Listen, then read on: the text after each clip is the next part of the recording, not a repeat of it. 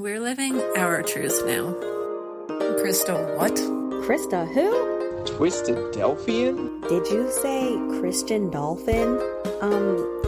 So are you from Philadelphia?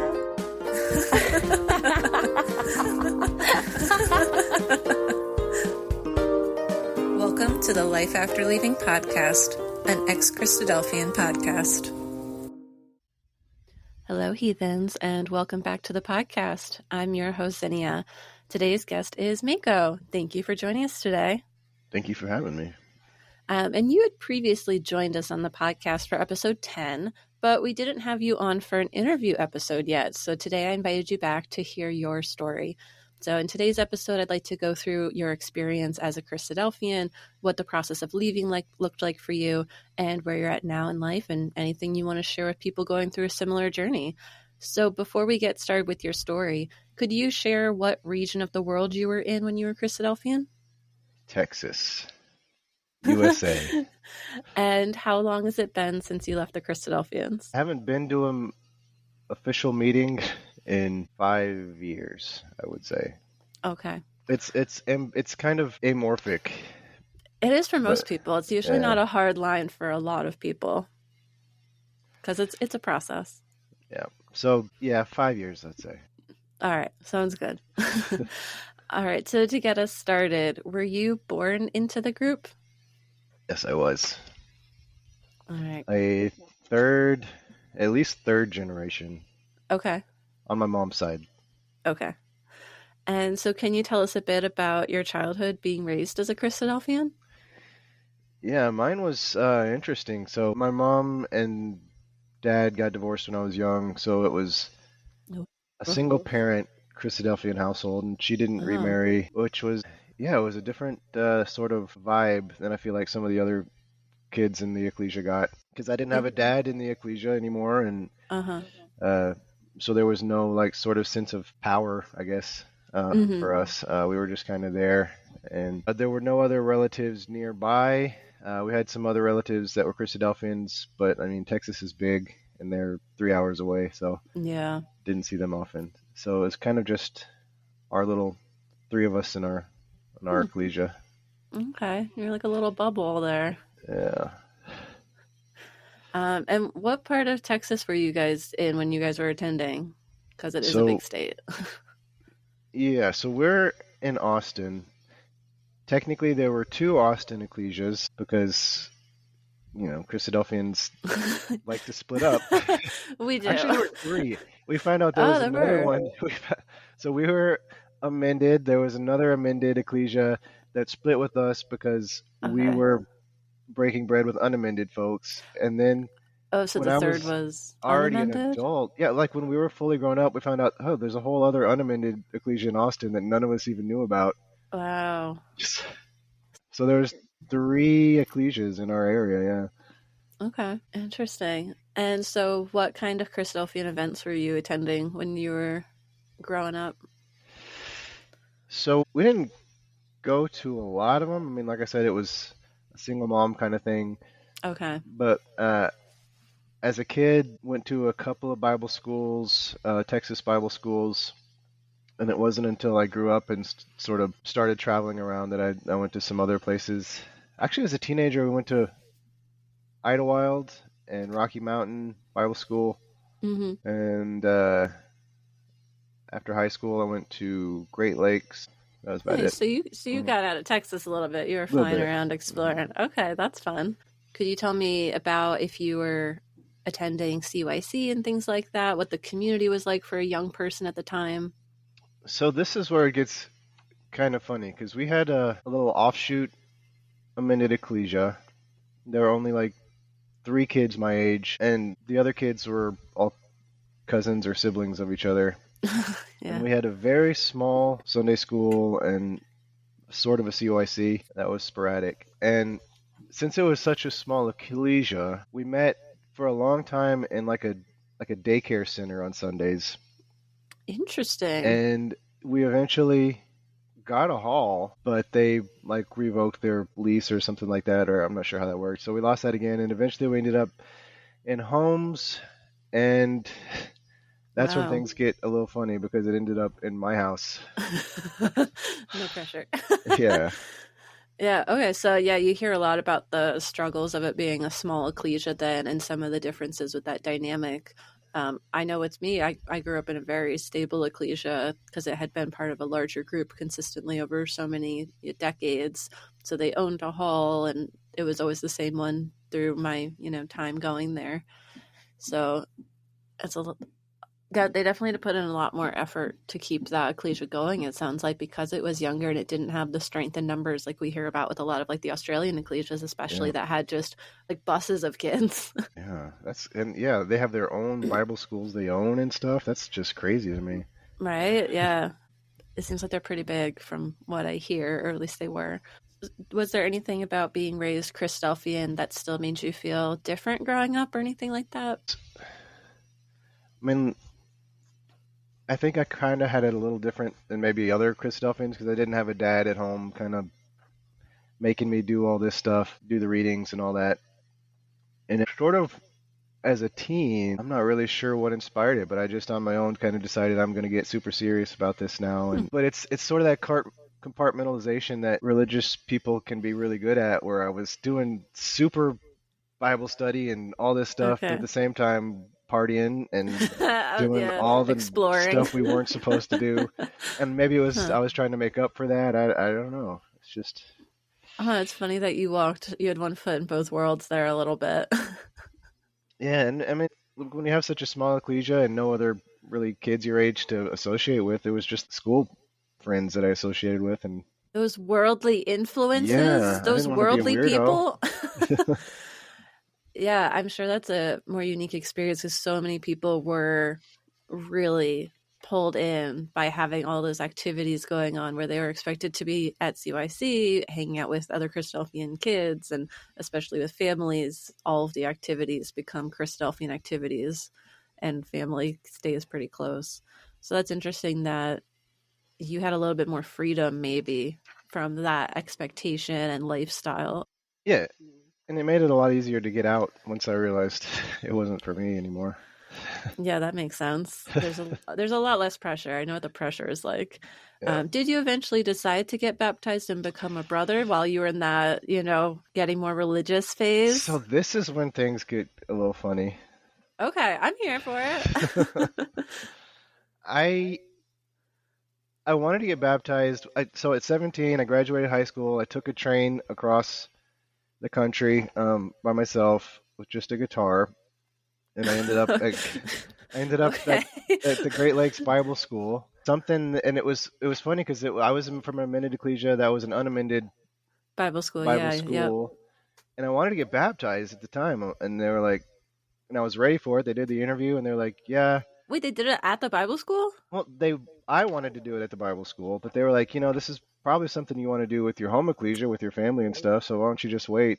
That feels like a breach to like switch groups for your baptism. I feel like someone would have a cow about it. I think that's what they were kind of going for. Yeah. So that was at 17, and then by the time I got home, I kind of lost the motivation. Wow, that was fast. Well, that's gone. Tells you how strong that was. So then I go off to college. With more than just a guitar? Yeah. I go to college, and I still haven't really made any plans to get baptized or anything, but I'm still going to meetings. And then I met an Australian girl, an Australian sister, who was visiting Texas, and we got along really well. And we planned I was going to go see her in Australia. And at the time, I had long hair, looked like just a surfer dude, long hair, goatee, hippie surfer dude guy. And so she goes back to Australia, and her dad says this isn't going to work because he's a Christadelphian, and he's like, and I do not blame him at all because I would feel the same way. This guy doesn't have a job. He's not baptized. He doesn't know what he wants to do in his life. Yeah. He's not dating my daughter. So she back up a little bit. I had a around the world itinerary. Okay. Yeah. On the way to Australia. So I made a stop in France, and I made a stop in Israel. Okay. And while I was in Israel is when I talked to her and she's like, yeah, my dad says, this isn't going to work. Okay, I'm literally in the Holy Land and you're breaking up with me. Excuse you. Well, here's the thing. I didn't blame her dad. Totally saw his point, because I wouldn't want somebody like me dating their daughter either at the time. So I'm in Israel and I decide, hey, I'll get baptized here. Why not? So Oh, no. in the Jordan River, I got baptized in the Jordan River. Wow. I feel like you get a gold star for that. A Christadelphian gold star. There was actually the first Israel Christadelphian Bible school that I was attending, and a very prominent missionary. I don't know if we're supposed to give names or whatever, but he was... Usually I try not to. Well, he's a very controversial figure too, but at the time he was kind of my hero. Wait, I have a feeling I know who it is. Is it the one who the whole report came out against? Who's in the true crime episode? Okay, yeah. I know who you're talking about. I think so. So he was kind of my hero at the time, because he was like a modern day Paul, missionary going all over the world converting people. Let me tell you, he loved it. So that happened. Wow. Yeah. Well, it was pretty cool. I mean, how do you beat getting baptized in the Jordan? It's a pretty legendary story. You're like an apostle now. I don't like it, which is where things get interesting. Did you win her back with that legendary baptism? Did you impress her father? No. I realized I didn't want to be attached anymore. I wanted to be this free missionary guy. I was like, this is it. This is the life for me. I'm just going to go be Paul, Was it because you met that missionary there? Did that influence you? Or was it the travel? Like, I'm curious what was going on there. All of it. It was all of it. Just the complete sort of delusion. The hippie vibes came out. I just want to be. On. Yeah, I just want to be free. This is the life for me. And at the Bible school, I met a couple of sisters. And after the Bible school, we went to Egypt. And one of the sisters was telling me that, hey, if you want to do preaching, I'm about to go to Jamaica on Truth Corps. And here's the people you need to talk to if you want to do it. So I was like, oh, that sounds really cool. Get that foot in the door with preaching and missionary work. Yeah. And then people can listen to the beard episode to hear about your hair cutting story in Australia. So after that, I go to Australia. But even then, like, whenever I wasn't at these meetings or at these Bible schools, I was still partying like crazy. This is a wild story. In France, one of the things I decided before I left on this trip, I was like, I'm going to be a good boy. I'm not even going to take a guitar. I'm going to be just a nice, pious, good Christian boy. And I get to this hostel in Paris, and I'm just trying to sleep, and there are these people like loud and partying, and I'm so mad, and I get up to go tell them to shut up. And I see a guitar, and I'm like, oh, you're downfall. So now we're partaking of various things and partying and singing.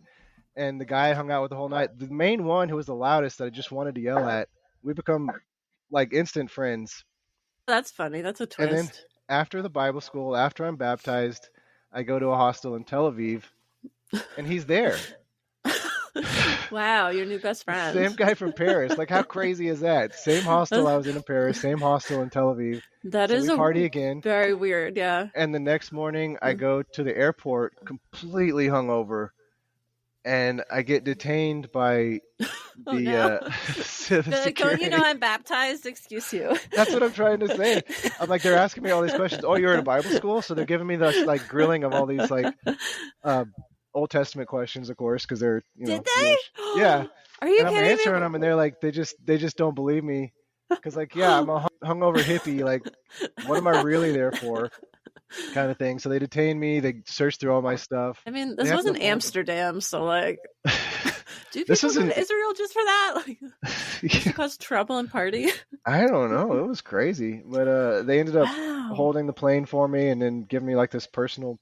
It felt pretty cool going back to the plane and getting marched in by like my own security team. That's pretty rad. I can imagine how intimidating it was. Israeli security, like they're trained. But that was interesting. So that was how I left Israel. You went really quickly from shame to like special privileges of trying to leave Israel. then go to Australia, go to a Bible school there. Well, before I got to the Bible school, again, I was supposed to have been set up with a person to stay with in Of Australia by course, this with a person, Christadelphian, yeah. and none of that materialized. So now I'm staying at a hostel. Oh no, the Christadelphians fell through for you? Yeah, they did, but it was so Their much fun at couch the surfing hostel, is and the legendary. Australians were so cool, and I had so much fun. Yeah, I think they'd be It fun. was going to the Bible school was such a letdown after that.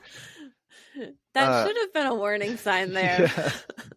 For where am I a better fit? But I mean, I still had fun at the Bible school. It was cool being the complete foreigner to everybody. And Australians are Yeah. super cool because it's like they're either cowboys or surfers. And I was a long-haired surfer dude from Texas. So it was like Yeah. everywhere I went, I felt like it was just fit in everywhere. Yeah. Yeah. And it was awesome. So I had a blast in Australia. But yeah, I did cut my hair at the Bible school. Yeah, the hippie hair is gone. Yeah. And then after that, I go to Idlewild again. Okay, Callie. From Australia to California. And who was there but the person I was supposed to contact too about the Truth Corps. They're at that same Bible school. I thought you were going to say that guy with the guitar showed up. He's like, I heard you're going to be here, man. Let's jam. Teach me those hymns. We'll light the campfire. That would have been cool. That would have been. It was really weird about that guy, though, because he had a very unique name. And I don't know what his deal was. It was still very weird because he's like a ghost on the internet. This guy does not exist. I don't know if he was like CIA or what, but it was weird. He was tracking you. He's like, I was informed there were some suspicions about your character and your plans here. Yeah. What are you smuggling to Australia? Yeah, but if he was CIA, he was a pretty cool CIA dude. He got into character for that role. Yeah. That was wild.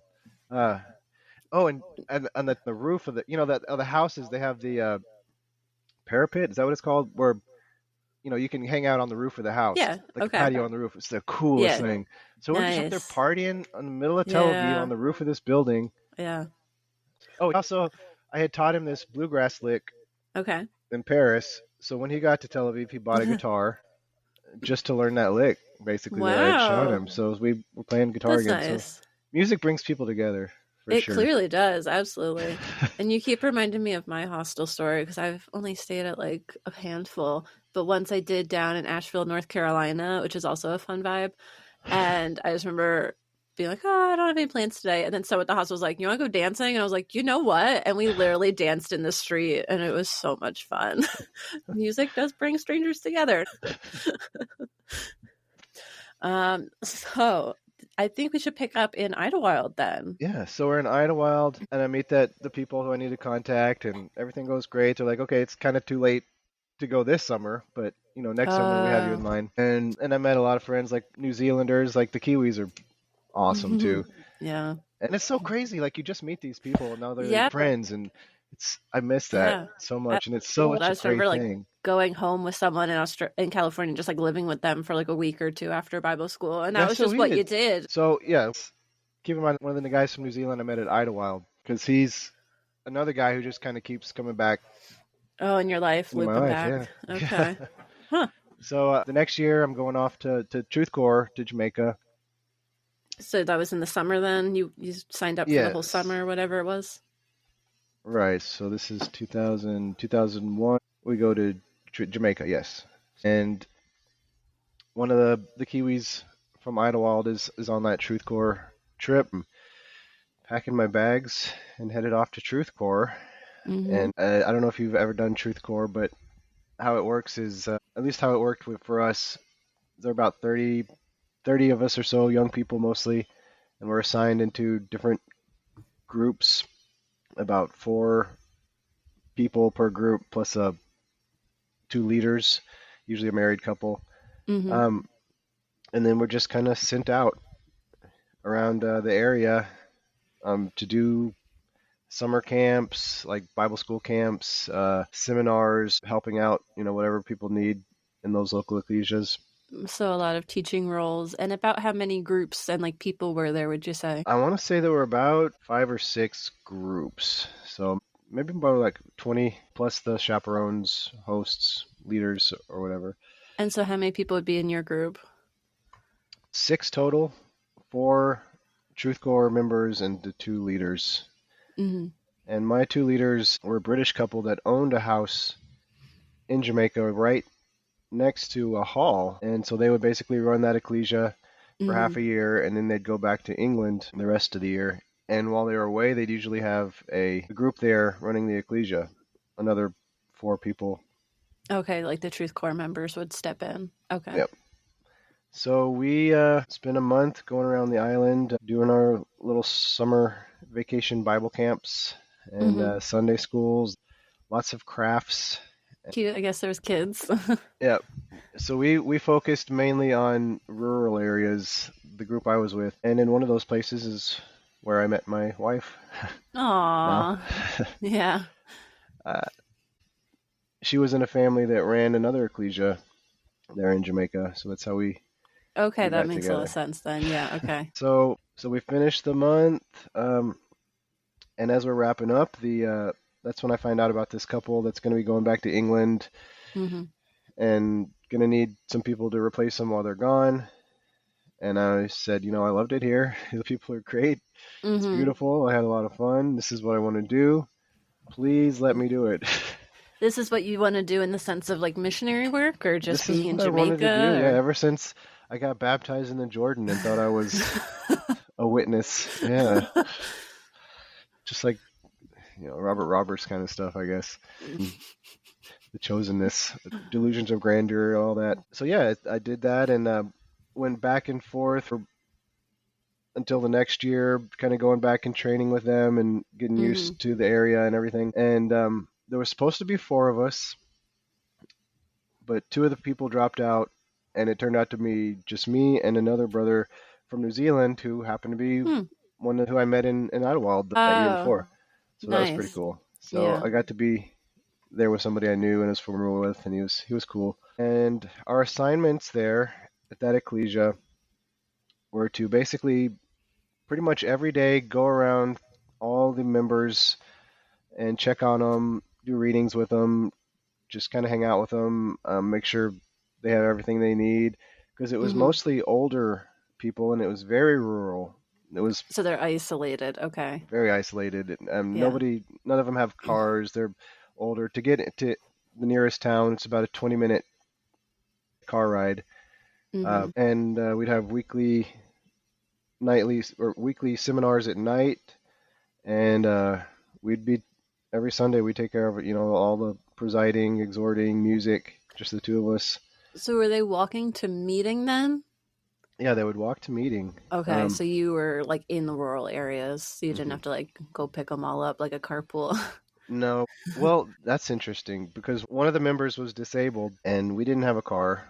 So every Sunday or every time we needed to take him anywhere, we'd hire a taxi or a neighbor to go pick him up. And we got to know all the neighbors really well. And we had a river right behind our house. And whenever there was no rain for a while and everybody's water would dry up, they would come and wash their clothes and bathe and get all the water from behind our house that they need.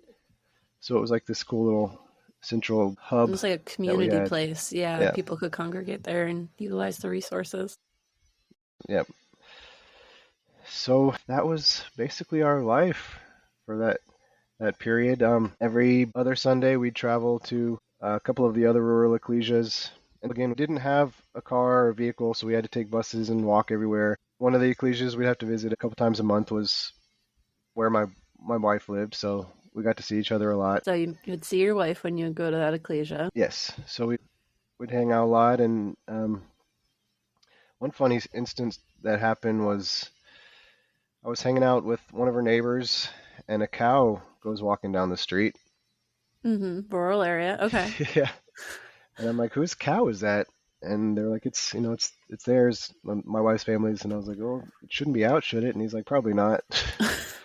So I run up there, this goofy white guy in his flip-flops, run and grab the cow, and I drag it back to the pen and tie it up. And my flip-flops had fallen off and on the gravel that cut my feet up. And my wife came out and saw my feet and was just kind of laughing, like, what is this white guy doing? But she sat me down and got a bowl of water, and she, just like biblical, she washed my feet and cleaned up the clean Yeah. up the wounds, and it was kind of one of those moments where it's like, wow, this is pretty special. And very like echoing the Bible, it almost feels like. Oh yeah, and when you're in that mindset where just you feel like everything is God speaking to you or whatever, it Well, felt pretty profound. yeah, and everything you were living was just all about preaching and the Bible and reading it and praying and singing and making Yeah, music for the Lord. and I was so in that zone. I had my guitar down there, and I would write like 2 or 3 songs a day, spiritual songs that Mm-hmm. mostly no one would ever hear, but it was just It's okay. constantly coming The out. And Lord heard it. yeah, felt like I was little David, you know. Mm-hmm. It's wild. To me, it was so real, so important. It was such a beautiful place. What else happened in Jamaica? It sounded like you stayed there for a while. Do you want to talk a little bit about living in that house that you had mentioned? Because you said you had kind of stayed there once they had traveled back to England. Yep. So we were there, me and the other brother, and it was a funny duality between us because he was kind of a farm guy, a worker guy, always had to be doing something, and then I was Mm-hmm. like just the lazy The guy hippie. that just wanted to play my guitar and goof off. Mm-hmm. But he always had some project he was doing, and we had these rocks that would slide off the road and come up against the wall of the church, the outside wall, this gravel that would fall down, and it was rising all the way up to the windows. Oh no. And one morning I get up and I hear all this noise, and he's out there shoveling all the gravel away, and he builds an entire bamboo retaining Something. wall. Yeah, I was thinking that And I'm I'm a like, project holy person. moly. I'd be on that. I would have a game plan. I'd be out there working. Yeah, me and him would have gotten along there. Yeah, that was cool. That's a great idea. That makes sense. I was like, this needs a retaining wall already. As soon as you said that stuff's happening, I was like, oh, I see a problem needs to be solved. Yeah, I don't do that. And those are the types of people that marry each other. Yeah, that's my wife. Yeah, for sure. So the house, it was pretty cool. It was basically a 3-tiered house with a sort of a basement room area with a bathroom, and then the main area on the second floor, and then on the roof, which was kind of like how I loved it in Israel. It was just flat, and you could go up there and hang out and do sunbathe or whatever. Like Nice. one funny thing that happened was when my family came to visit us for a while, and it was my brother and his wife and my mom, and my brother and his wife were staying in the downstairs area where there was a faucet, and again, we had a big drum that stored water, so when everybody else ran out of water, they would come to us and get some water. So Okay. my brother's wife wakes up one morning and hears something outside, and it's the neighbors bathing outside her window, and she freaks out, and we're like, no, it's okay, we let them do it. But this is a different kind of community than we're used to in the States, where everything's fences and everything's very much like, this is mine, this is yours. yeah, it is. It was wild how it was such a community. It was really like family. Like you'd have stuff that might disappear off your porch, like shoes, but then you'd have another time something would be there, Yeah, and just Like reappear somebody again. somebody would give you something, somebody else would take. Yeah, it's definitely different in America, where it's all Yeah. mine. This is mine. This is Right? mine. If you touch my stuff, ooh. We have a very So self-absorbed culture. It's yeah. interesting to hear about other cultures. So do you want So to talk more about like the ecclesias and like the role of the brothers and the sisters there? Because you'd mentioned that was pretty different. yeah, so being in the rural areas, and just like in America and in most countries, a lot of the older people in the rural areas don't have a lot of schooling. So a lot of the brothers there were not super literate. Not all the brothers, some of them, because they would have been working since they were young and not been able to go to the schools like a lot of the sisters had growing Mm-hmm. up. So in some of these places, you'd have, say, a brother that would run the ecclesia who would have trouble reading during the readings, so sisters would have to come up and read for him.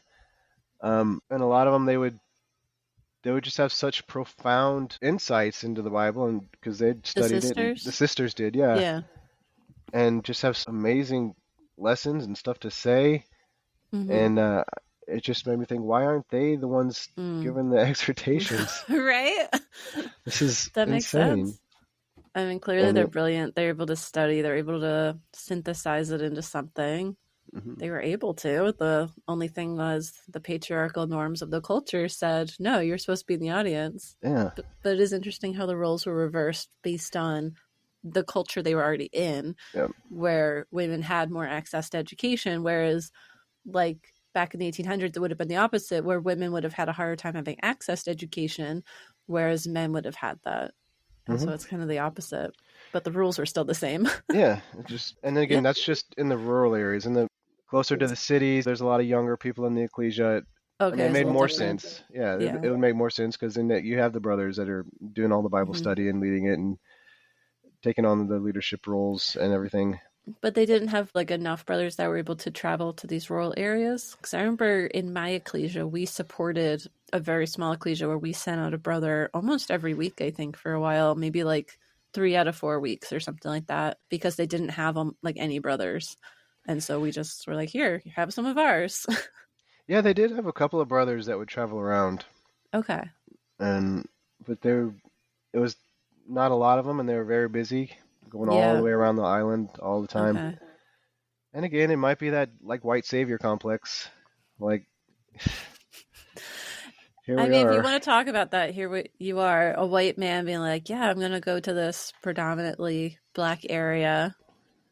And it's embarrassing looking back on it now, but it's like I didn't have any concept of that being an issue back then. I don't think I'd ever heard the phrase white savior, but yeah, I think that was popularized more during like the Black Lives Matter movement, and we learned about some books that talk about it, and people spoke on it. Well, the colonialism of it all, like just wanting to go in there and I'm going to make these people's lives so much better by teaching them the truth. By my white religion made by some white guys. Yeah. They love that, stole right? from these other people. And I think that's probably also where the chinks started to show up in the armor, where a lot of these people we'd go talk to that weren't Christadelphians, they had very, just traditional Bible views, but they were just the best people you've ever met. They were so Christ-like in every way, just brilliant, loving, honest, amazing people. And it's like, what do I have to give them? They know they are living the Bible more than I can teach them the Bible. But I'm supposed to tell them that they're what am I going to tell evil them? and unlearned, and they need to change to be more like us white people with our religion. It's so stupid. Well, it's interesting to hear your thoughts on it now. If you want to expand on that at all, feel free just to, set the record straight for why your opinions have changed on it. Because obviously at the time you had a very different idea around things. You would believe the Christadelphian narrative of the world needs this because it will save them. We're brought up, taught that we have the truth. We're the only ones that know the Bible. Everyone else is stupid. No, maybe not stupid, but... Those Catholics, though. We hated the Catholics. But just the arrogance of it all, and we have to be right because no one knows the Bible as good as we do. So they don't have the truth. No. And it carries over into a lot of other aspects of life, too, that I still have to fight. Arguing with people on the internet, I have to be right. I mean, the truth course still exists. Do you still think that would be problematic? Like having actually done there and seen it?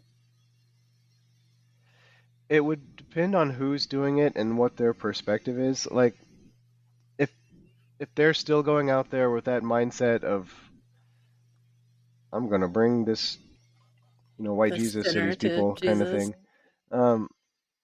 that could be a problem. If they're more aware of, like, the dynamics of,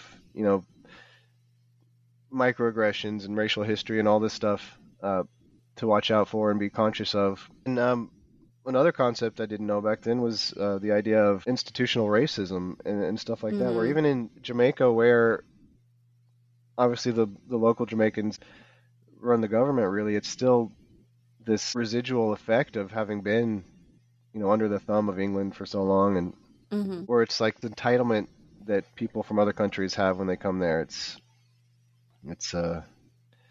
ridiculous looking back on, but it's just something that education and experience would help with. I have a question. Do you Hmm. feel that they're culturally sensitive? Because I don't know like what the predominant religion is in Jamaica or anything. Never been there. But I'd be curious, like, are they respectful of like the cultural differences and of people's, I don't know, of them just being Jamaican people with their own different values and beliefs? Well, they're very Christian. Okay. Christianity is the main religion there. It's not. I mean, I think Rastafarianism is like 10-20%. I'm It's not surprised as you high as didn't it. honestly convert to that, given your vibes. Be like, I meant to switch you to Christadelphians, but whoops, you got me, and now I'm Rastafarian. I did used to listen to a lot of Like reggae Modest or... Yahoo, Ah. but yeah, culturally, so it's it's like anywhere. There's a lot of variety. Some areas you'll find very traditional, conservative Christian, groups, and Mhm. then you'll have the more liberal places, whether you're in the city or in the country. Mhm. Um, and families, every family's different. Christadelphians are still seen as well, at least when I was there 20 some years ago, we're seen as a little bit weird, but I mean, they also have a lot of Jehovah's Witnesses, and there's Oh Mormons man. that even go there. Oh man. Somehow that was popular with when we were getting there. The Mormon missionaries were Wow. having success, which made no sense, but Ugh. Wow. uh, Interesting. yeah. So there were a few ecclesias where there weren't any brothers, and in those ecclesias, the women would do everything Hmm. themselves until a brother would come, and then it would sort of be expected for the brother to do those roles. Yeah, they just came in and ruined it for the girlies. So when we were wrapping up in Jamaica, the other brother he left before I did, and I was there to sort of overlap the next team that came through Okay. and train them. That sounds like a weird way to It phrase sounds it. like it was very official. Yeah, it wasn't really. I mean, it was Just getting them oriented, it sounds like. yeah. I feel like it wasn't so much preaching work as more we were doing a lot of caretaking of Or the like older community brothers and work. sisters. Yeah, Yeah, just checking on them. and I think that's something that kind of carried over to what I do now in my professional life. Oh, so you're not a missionary in the end? No, I wasn't. Is there anything else you wanted to share about Jamaica? No, just love it. Fair enough. So Jamaica wraps up. I come back, and still kind of going back and forth to visit my wife, and then she moves Hmm. here. We start our family, and then the Austin Ecclesia Life chapter Yeah. starts. Again, I had sort of a different perspective than maybe a lot of traditional family Christadelphians with the mother and a Hmm. father. So I always had a mom that was in control, so I didn't see a problem with Yeah. women controlling. But there was another thing very early on at a Texas Bible school that kind of put me in a certain mindset for the rest of my life and maybe sort of put me on a path. Oh, But okay. I was like 5 or 6. And Oh, again, I wow. didn't really know anybody at these Bible schools I went to. And Hmm. but I was hanging out with a group of older kids, so I felt super cool. They were Hmm. like 2 or 3 years older, and we're hanging out all day. We're playing with electric fences and Oh, hiking and doing all this Texas stuff. kids. Yeah. And we get to the playground, and there's this little black girl in her cute little Sunday dress, and she's swinging by herself. And the older boys come up and like, "Hey, we want to swing now. Get up." And she's like, "No, I'm swinging Yeah, here." excuse you. And it escalated, and then they're Oh spitting on her no. and calling her names, and I was just Wow. standing there dumbstruck. Like on one hand, I'm like, these are older kids. Is this? I know this is wrong, but this is a Hmm. Bible school, and these are older kids. What the heck is going on? Is this appropriate kind of thing? Just confused by Yeah, what's because I had no happening. idea about racial stuff at all at the time. And Uh, the little girl was also Christadelphian, correct? that's I think her family was visiting. Like they were contacts that were visiting, so they probably never came back. But Oh, I would hope not. Jeez. but on the other hand, as confused as I was also just amazed at how strong and brave she was. Like she was on her own taking on these guys, and I didn't know what I was supposed to do. I mean, I was only like 5 or 6, Yeah. and she's like giving them right back, full standing straight up and not afraid. And it kind of put this image in my head that has never gone away. Like I don't think I could have stopped them, but it would have meant something to her if I had stepped in. If you had been on her side, yeah. Yeah, and it kind of from then on it was I guess you kind of identified what side of that you were on at that Yeah. point, maybe, of what side you felt was right and which side you felt was wrong. Yeah, and especially for women and minorities, which kind of feeds into what happened with why I left the Christadelphians. Okay.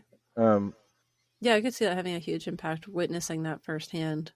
yeah, so That's I had terrible for the gotten little girl. baptized in 2000, and I had never given an exhortation until I went to Jamaica. I lived there, and I'd spent more time with them as a baptized brother than in America. So this is who I was associating with Yeah.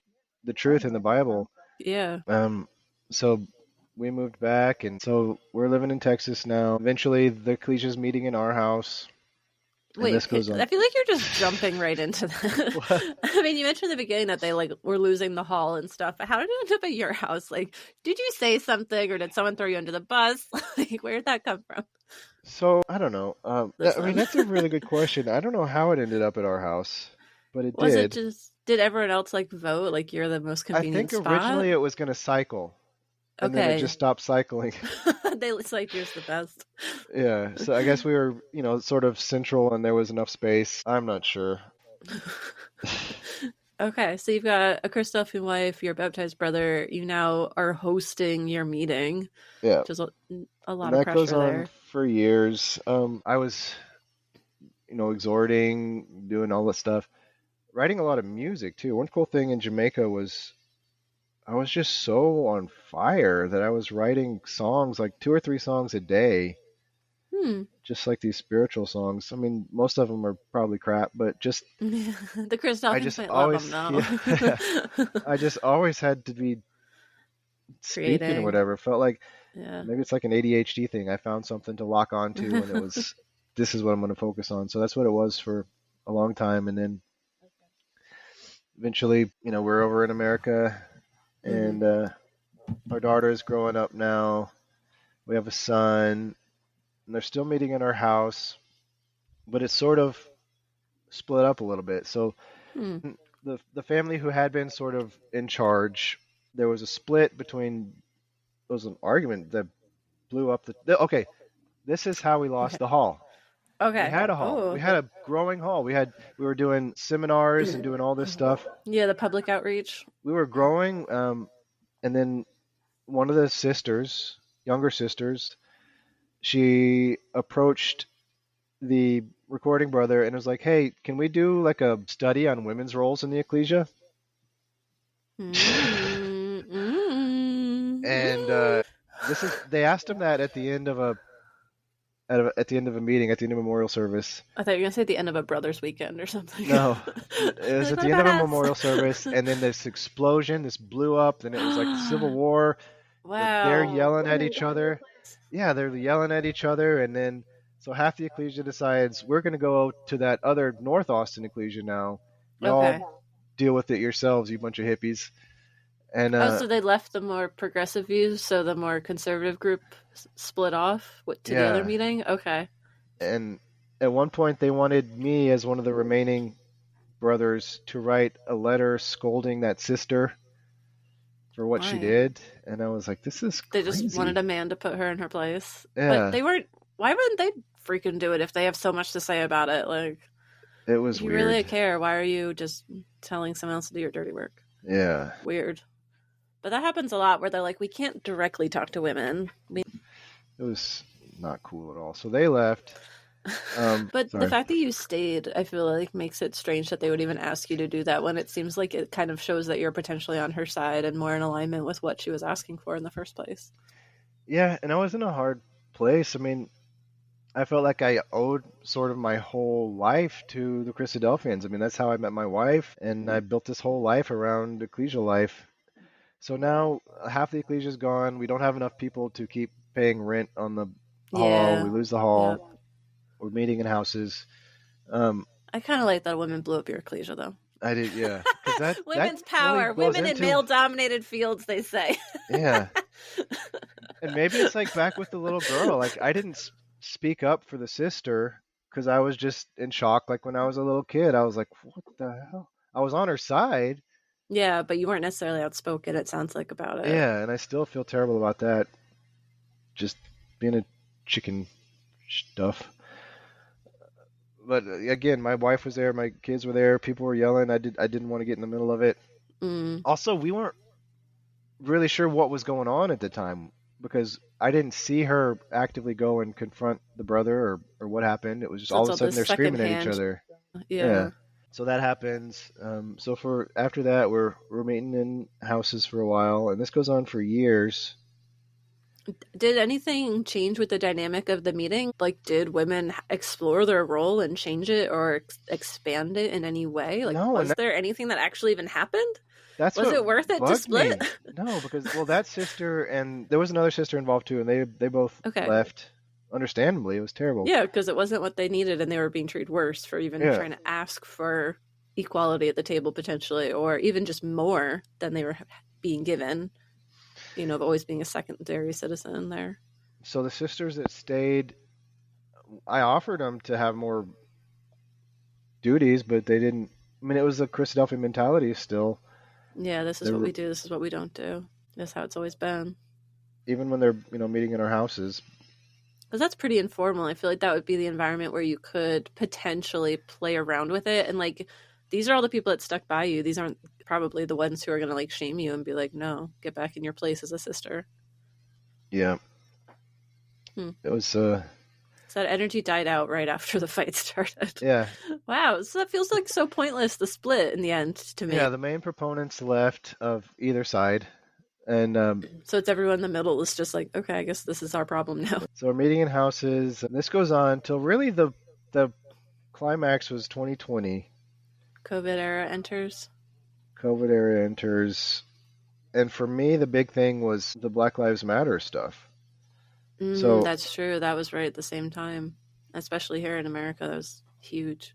I mean, I knew from what my daughter had been through. I'd seen stuff my wife had been through. Just now you have biracial children. Mm-hmm. And just little things like the microaggressions, they call them, like stuff that my wife would get scolded for in the ecclesia that other wives wouldn't. Like, really? Can you tell me anything specifically?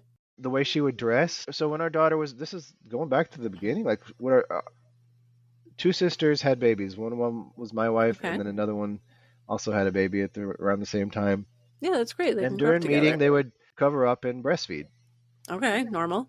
But only one of them got in trouble for that. That's bullshit. Yeah. And at the time, I should have been like, but we were in it, we knew it was bullshit, but it was like, what are we gonna do? Yeah. And then there were other times where, like, she wouldn't necessarily be wearing stuff that was revealing, but they would say it was. Or there was one woman that said that she was tempting the brothers by the way she dressed. When it was like she wasn't. Yeah, excuse, she wasn't doing it. She was wearing regular clothes. It's like what. Yeah, and sometimes that comes down to shaming other people's bodies. Yeah. Where, I mean, clearly the sister is looking at your wife's body, to be honest. I was wondering if it would also be anything like more cultural, too. Like if she was dressing in like more traditional Jamaican patterns or like types of clothes, like something different that stood out in Texas. Just fashionable. Yeah, just being a glamorous lady. Yeah. Okay. And another time, like when, they're babies and when our kid would cry, it would be a huge problem, and people would have, come and tell us, you got to take care of that. But the other kid crying was not that big a deal.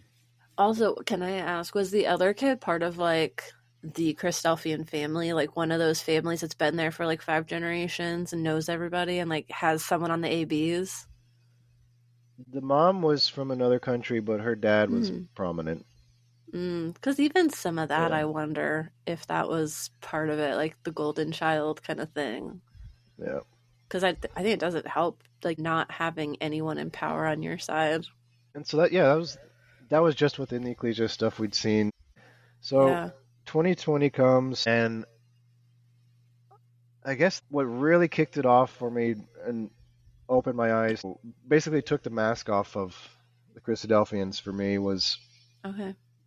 one brother had posted on Facebook something about Black Lives Matter, and then all through the comments, all these white dudes were saying like how stupid it was and how racism isn't real and white men are the real, victims. Victims, yeah. Yeah. There was one guy who literally said, Christian white men are the most persecuted group in the world.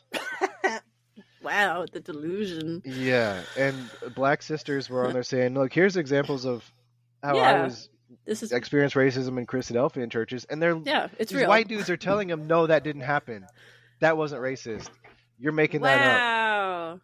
And and when I try to defend them, now they're attacking me. Like I'm getting these you messages. Can't get through to them. Yeah, I'm getting private messages from people just like cussing me out, these brothers, and I'm like, what the so hell? Godly. Look at them emanating Jesus. Look at that godliness. Just completely oblivious. Just unbridled anger and defensiveness and excuses. Wow. And then there was this Tidings article about how we shouldn't be involved in protests and stuff, no matter how things get.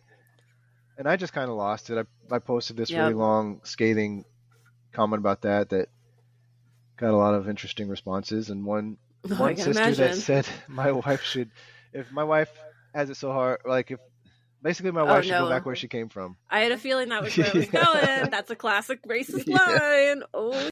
Yeah, and that was a sister that said that. And I was like, this is just insane. And then you're just like, can I really sit with these same people who are just not able to treat my wife with respect or me with respect for defending her as well as people like her in our world, our communities, even within our ecclesias? That's tough. Definitely. Yeah, it was such a white male-centric society, and it's all about us. That's what they were saying. It's all about us. We have all the power, but we're also going to pretend we're the victims. And that's like when I looked back on my life through the Christadelphians, and I was like, all these cool experiences I had. If I wasn't a white dude, what would that been like? Yeah. Would I have gotten to sleep on all these couches? Would I have gotten all this, cool, this treatment? Would I felt I was safe traveling these places? Brother and friend everywhere I went. Yep. I mean, when you think about all the violence women face, when you think about all the bias that Black people face, especially Black men, of being seen as dangerous and violent, these stereotypes, that absolutely change how you walk through the world. Yeah. And for a while I tried to make it work. Like there was a group on Facebook that was for the more liberal Christadelphians. Yeah. And eventually I just realized I don't need this anymore. Yeah, trying to put a Band-Aid over a bleeding wound, and you're just like, wait a second. I don't have to be fixing this wound. This isn't mine. I don't have to do this. So another thing that had been going on for a while was I was getting really interested in physics and science, but physics especially. Cool, I love physics. I had a great physics teacher. Well, I never did. And I was very interested in science as a kid. Until at a Sunday school, the teacher asked, hey, what do y'all want to be when you grow up? And I said, a scientist. And then she introduced me to a concept I'd never heard before called evolution, which is where the scientists lie and they say that we came from monkeys, but the Bible says that's not true. So scientists are liars, don't believe it. And so just crushing children's dreams. Yeah. So from then on, it was like science, ew, gross. They're liars. Wow.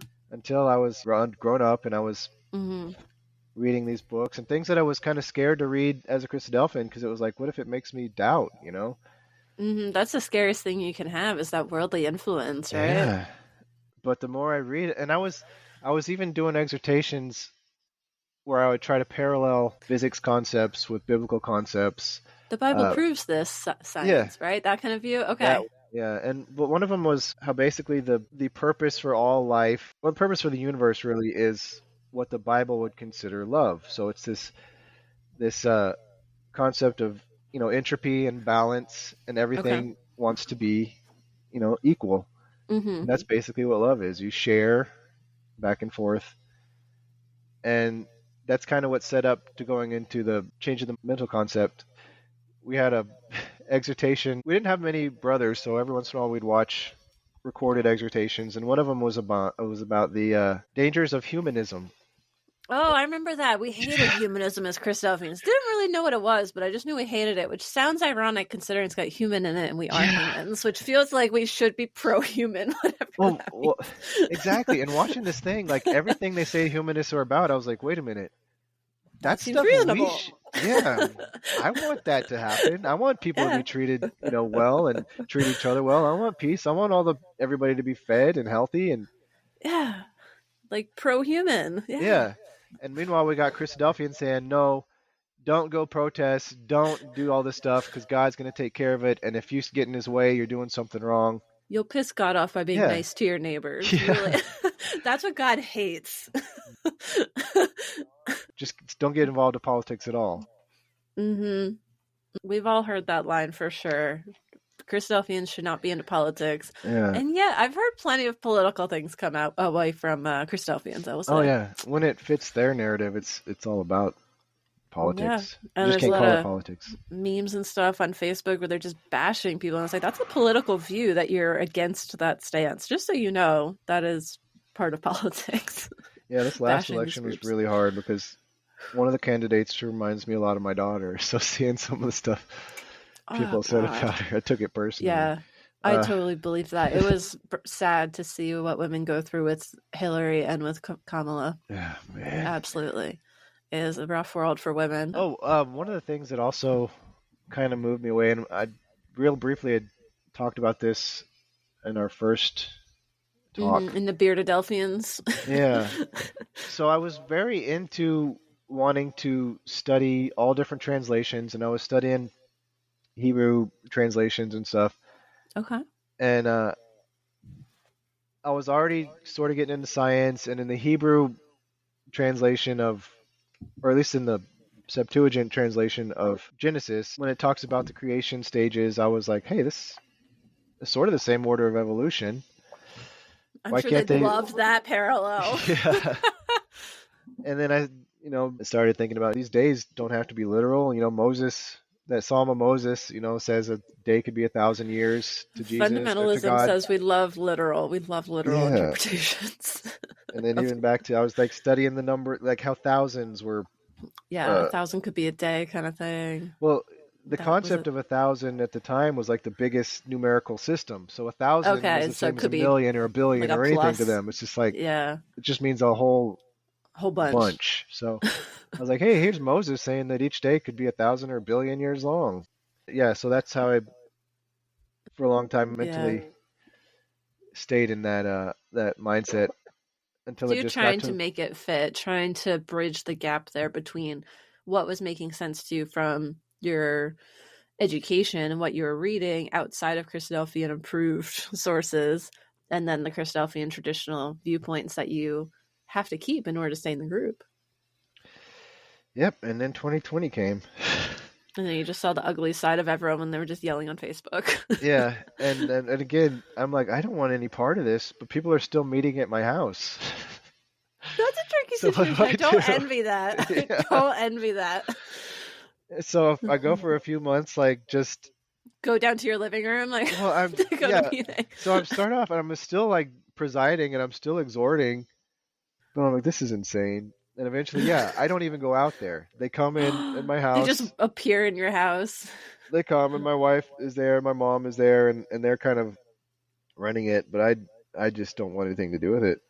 I'm surprised that they were still going then, like your wife was, especially considering what she's been through with certain things.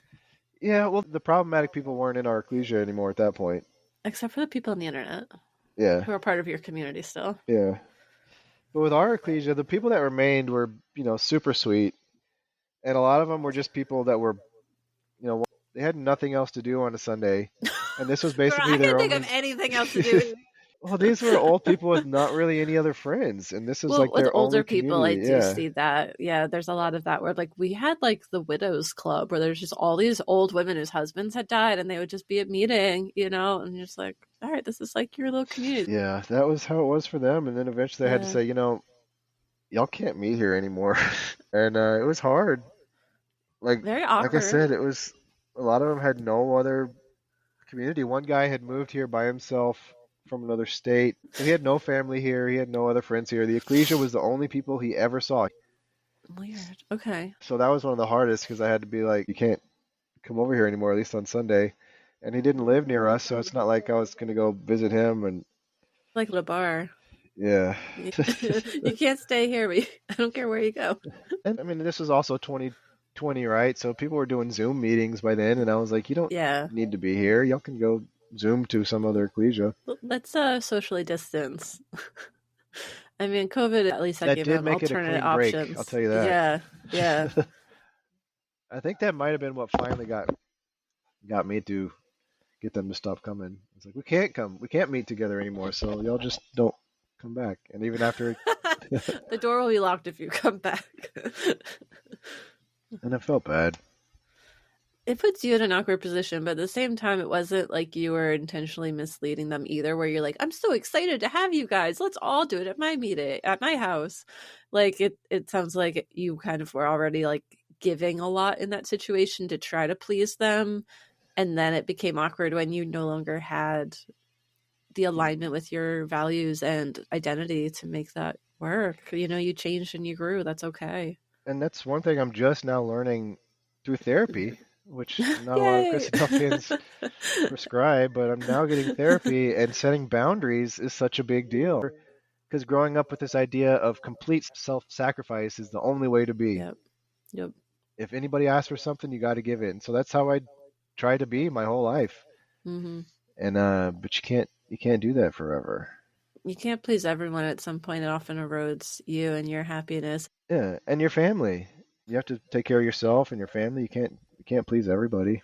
No, and you honestly you can't. It's not even worth trying. It's like, why am I trying to please someone who is set on misunderstanding me or controlling me, who is not giving as much as I am giving? Because some people will take and take and take and take, and if you don't know to set a boundary, they're going to run you ragged. That would be something that Christadelphians could try to work on. Is that I mean, therapy obviously is good. Yeah. And again, it might be different with kids that had dads to teach them this stuff, but I didn't. It was just. I think there's a lot of generational trauma, so I wouldn't say my dad ever taught me that stuff, and I had a dad around. Well, I was never really told no growing up because it was just my mom, and I was the youngest, and so by the time I came around, it was like, she's done. So I just kind of did my own thing, never really got told no. I was the baby, and I also didn't tell other people no because I didn't really know how. Mm-hmm. Yeah, we're definitely influenced a lot by the environments we're raised in and how they chose to handle situations and what they taught you, for sure. But that's a good thing about doing therapy, and just I think even now in like the age of the internet, people talk a lot about things like that they didn't even a few generations ago. Like I remember growing up, no one talked about a lot of the stuff that's just day to day. Like you wouldn't even tell someone you were going to therapy back in the day. Mm-hmm. That would be like a red flag. And now everyone's like, "Oh, it's a green flag." Well, you can still get in trouble for it through work. Like there's some jobs where if you're diagnosed with depression or some other things, they won't let you do that job. Mm-hmm. So there's people that are going out there not medicated and not being treated that need it. Yeah. But they're afraid to of the consequences of it's terrible. Oof. Well, speaking of that, one of the other things I talked about before on the Facebook group was how our brain chemistry and our hormones affect our mood. Mm-hmm. And one of the things that was really hard after leaving the Christadelphians was the depression from multiple sources. So from one side, I lost that sense of community, mm-hmm. and that's a source of oxytocin, which is, a great love chemical.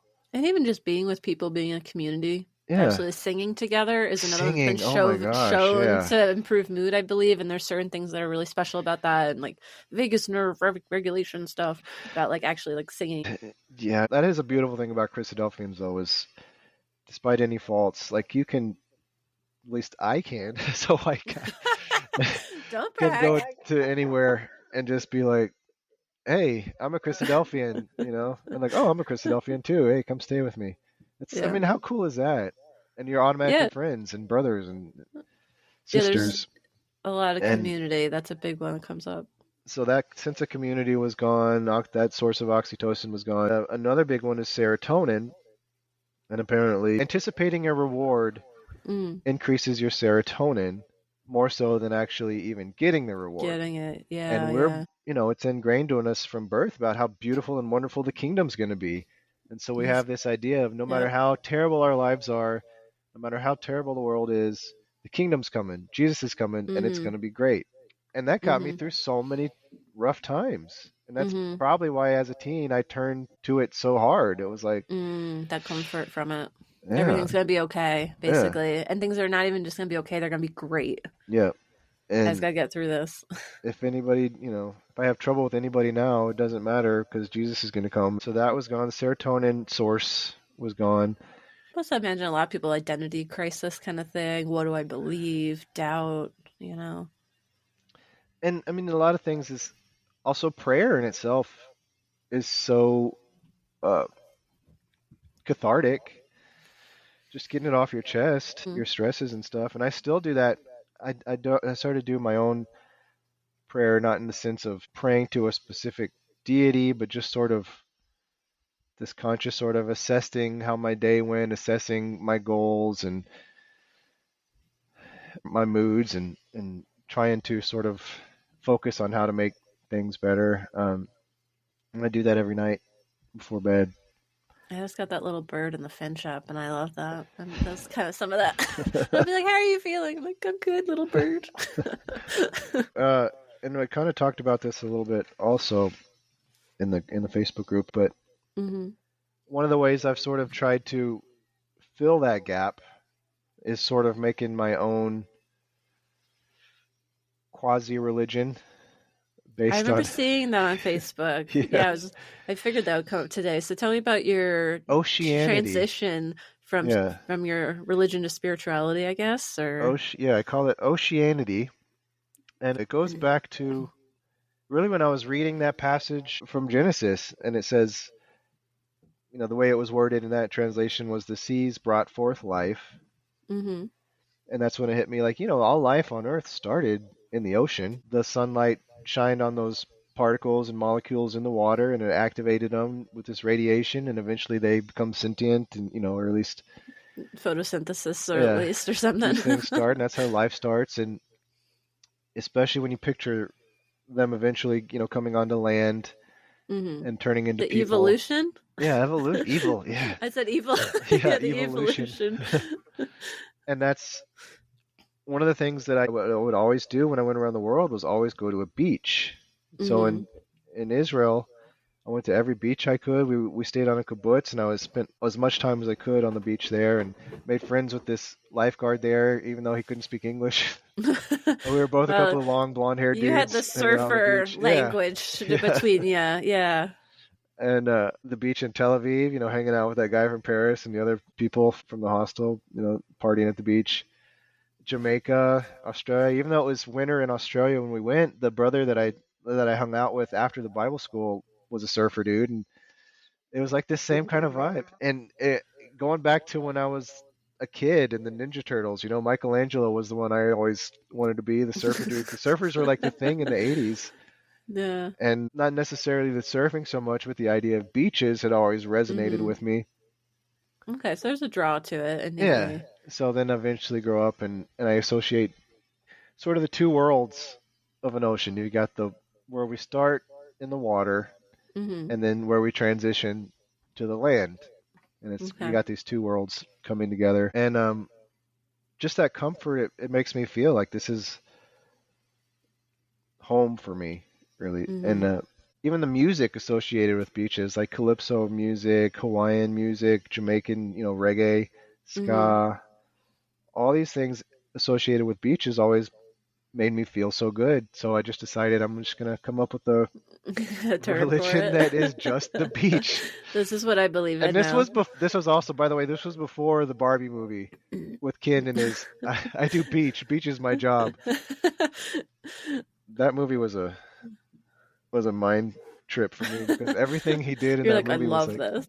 well, it was wild watching that because Yeah. when I was single and had my own apartment, I had a Wow. Mojo Dojo Casa house, and I had bleached hair, highlighted, Oh you my know. God. So Wow, watching that movie, Ken. I was like, this is illegal. They shouldn't have been spying on me. Yeah. Rude. Wow. Didn't expect Barbie movie to just kind of slip into this episode. That's a great movie. Screw the patriarchy. Yeah. Yeah. I saw that with my daughter and my wife. Oh. My daughter is so cool too. She's another one that sort of set me on this path of seeing we have to be more involved. So when she was in middle school, the school had a walkout for gun violence. Basically, Yeah. it was after another one of the billion school Not shootings we another have here. school shooting. Yeah, America. And her school did a walkout, and she went up on the microphone and she gave this whole speech, just like impromptu. And she was like 12 years old. Yeah. I was like, that is so freaking cool. And she was just like the little girl in the playground, just so brave, so strong. Yeah. And I'm so proud of her. And then I get on Facebook, and there's a brother from Texas talking about how these kids don't know anything. Why are they protesting? This is so stupid. Wow, that's such a crazy dichotomy there to see her. And again, register how you feel, what side of it you feel innately drawn to, and then see the hate and the other side of that, trying to resist that conversation, even just talking about the problem and acknowledging that there's a problem and that we could do something better for everyone, where people will benefit from this. There will be lives that will improve dramatically, they'll still be able to live to adulthood. That seems like a good thing. I think any parent would ideally want that for their kid, So one other thing I wanted to ask you about today, it was, you had mentioned that you had a name change. Would you be open to talking about that and what led up to that decision? Because I know I'm one of the few that have also done that. Right. I mean, for practical reasons, on the one hand, Michael is a very, very, very, very common name. It was the most popular baby name for like 50 years in America. Oh my God, yeah. So everywhere I went, I was always Mike G. Okay. Like was never, and I might not have been even the only Mike G. So like at work, there was another Mike G. So when people are typing in, Michael G, and it auto-populates, we'd get each other's emails because. Oh no, that's confusing. So there was that, and also it was like, I don't really want to be associated with these stories that I don't fully believe in anymore. Like the angel Michael. Yeah. Which, I mean, we don't even really know anything about him anyway in the Bible. It's so weird. He just pops in, pops out. Yeah. And just the fact that it's so specific to the God of Israel, El, who was like the Lord is what the name means.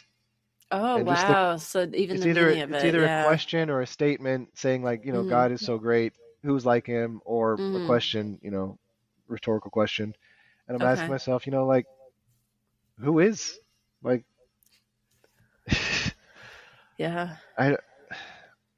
It's so tough. it became a point where I don't want to like insult the Bible or anything, but I just didn't believe it anymore. I didn't feel it was necessary to my life, so I didn't want a name from that anymore. To me, it would be like being named after a movie character from a movie you're not a fan of, like Chewbacca. Yeah. Not wrong. Yeah, I definitely agree with that.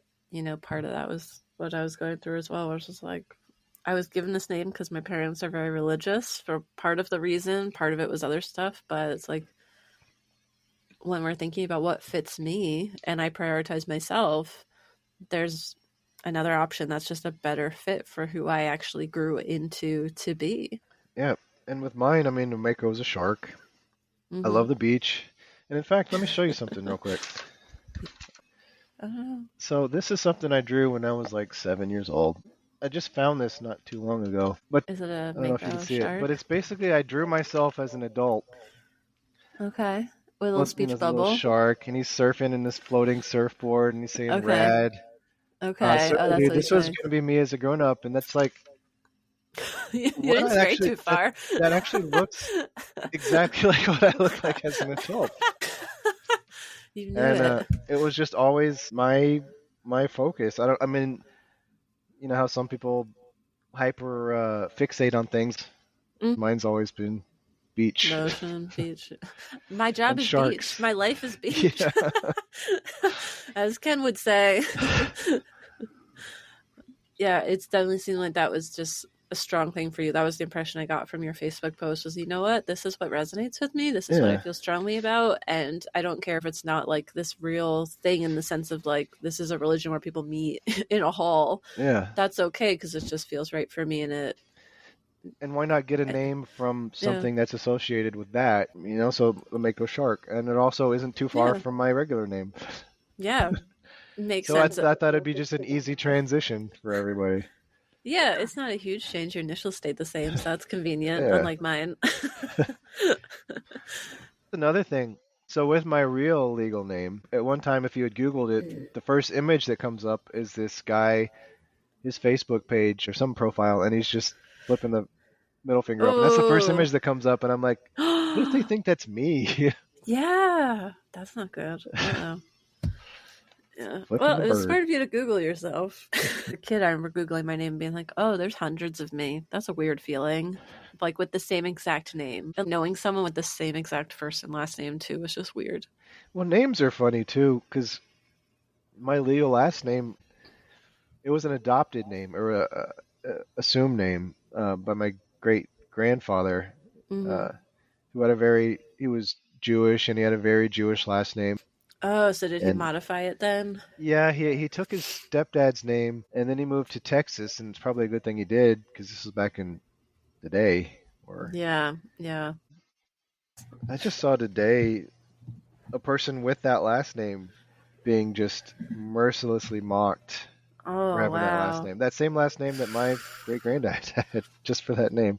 Yeah, that's scary. And it's just sad because you think like as a kid, I always hoped that things were getting better. Like I thought like racism was going to die out. Like I thought we were just going to be done with it because we all knew better and we all had learned history and we all had like overcome that. And I grew up in such an integrated area. And as a kid, I didn't notice like microaggressions and stuff, but it was crazy to have your eyes open the older you get. And then they even said like, oh yeah, the younger generation's gonna, not be as impacted by that as, those old folks. And then you see the radicalization of young boys and I'm like, God damn it, we were so close.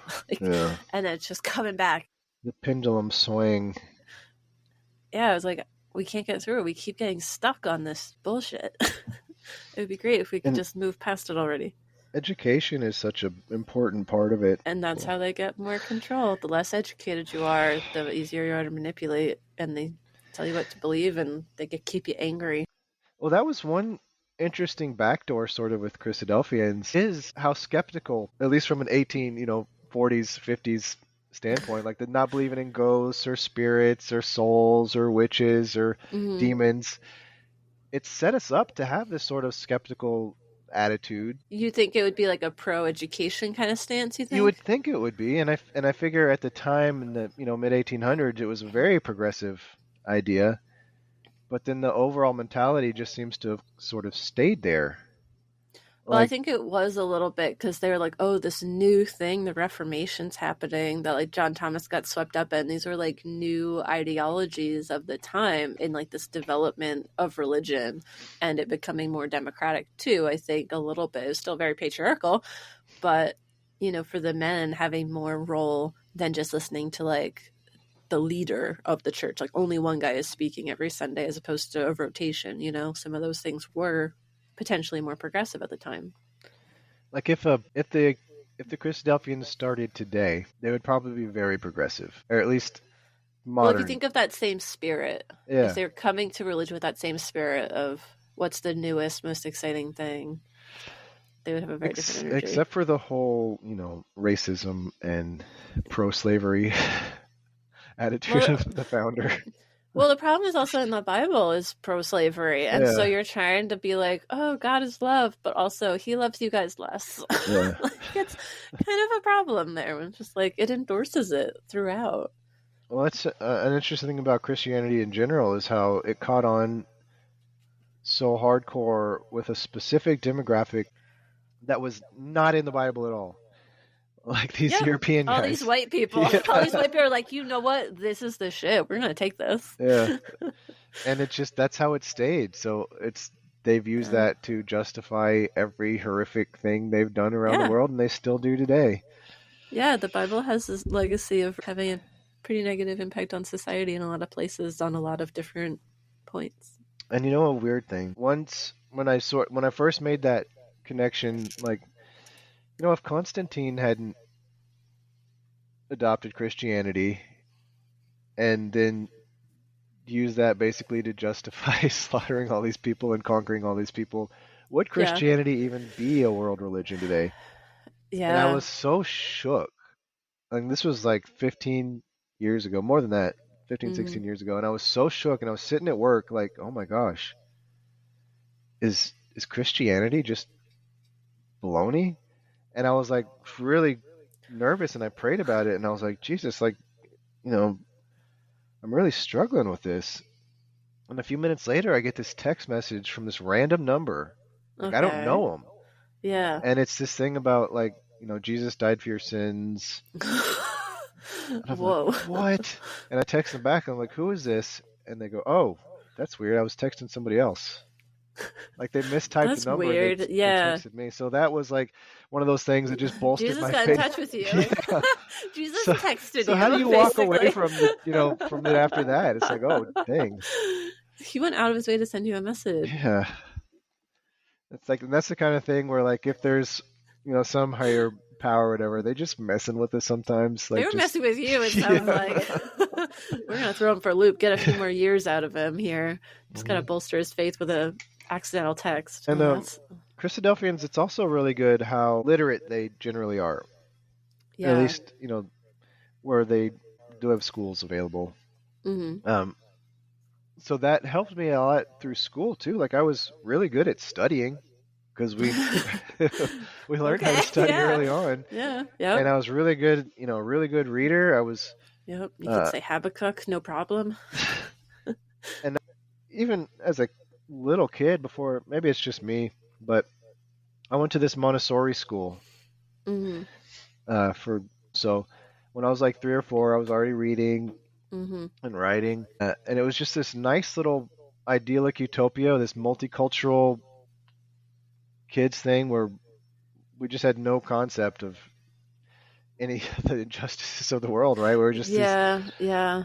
And so I was advanced going into kindergarten, and I start kindergarten, and the teacher's like, he's teaching the other kids how to do stuff. Like, let's just go ahead and bump him up because he's going to be bored. Yeah. So here I am, not really having a place, just like in the Christadelphians, not having a, you know, family really in it. So now I'm with these kids who are older than me, and for the rest of my school career, even though I'm good at making friends, it's just always off, out of sync. Yeah, so they're all a year older. Yeah, and as a kid that matters. They're like, oh, he's like the baby. But anyway, yeah. So I always felt out of sync in school and at the ecclesia. Mm-hmm.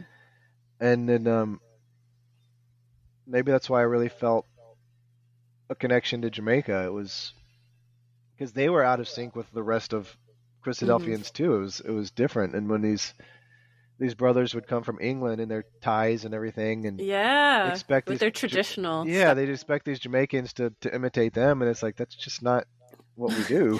You're in their country, did you forget? And I really liked that. Yeah, it is interesting. I only experienced like the traditional white Christadelphia of like the places where it originated, because I was always in America, and then the people who I generally saw who came to America were from like white Australians or like white people from like the UK, and that was where it all dominated early on. So it's interesting to hear about all the preaching efforts and stuff in other countries where you get more diverse audiences, and hearing about how the culture is different there compared to like what we were used to with what Thomas and Roberts had started it with. Yeah, island life. Island life vibes. Was there any other positives that you wanted to talk about from your time as a Christadelphian? So I talked about the community. And learning to be studious. Learning to be studious, and the skepticism. Mm-hmm. semi-skepticism. They were a little counterculture at the Yeah. time, who's now become very rigid. Well, that made it. I mean, could you imagine if you did believe in demons and all this stuff, and then trying to imagine a world without all that? Yeah, I know someone who's like going through that. He's terrified. He's like, it's a mindfuck trying to deconvert while still being afraid of like hell and devil and that kind of stuff. And ghosts. There was a. Ghosts are okay. I've got some friends that are ghosts. It's fine. So there's an interesting thing about ghosts in my life. Do you have a ghost story for me? Because I love them. Just so you know. It's a story. So in high school, I was going through like a rough time, and I met a girl, and it's just an instant click. And is she the ghost? No, well, so we got along great until she started talking about how she believed in ghosts and had seen ghosts and all these ghost stuff that are going on. Aww. And then as a Christadelphian, I'm like, that can't be real. Either she's lying or she's crazy. I don't know about this girl. And it was so dumb because we got along so great. And it was such you let ghosts get in the way of your blossoming romance. And then she ended up dying. And then I was like, now I kind of She was the ghost. I predicted it. Oh no. And now and this is like how it comes full circle, because I was like, I kind of wish she was a ghost. Well, yeah.